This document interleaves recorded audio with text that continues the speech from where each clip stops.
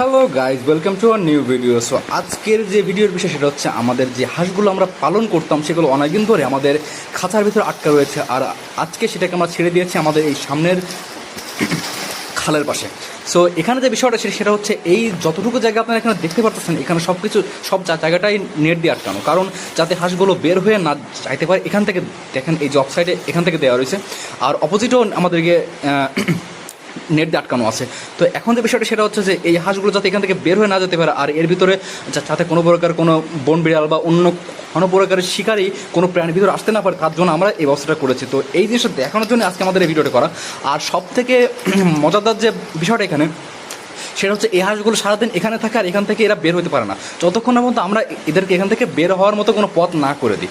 আর যেহেতু হাঁসগুলো অনেক বিক্রি করার মতো পর্যায়ে চলে এসেছে, তো সেজন্য আমরা বেশি একটা রিস্ক নিচ্ছি না। আর হাঁসগুলো এখানে খুব সাবলীলভাবে গোসল করতে পারতেছে। তো আপনারা দেখতে পাচ্ছেন এখানে হাঁসগুলো খুব সাবলীলভাবে আছে।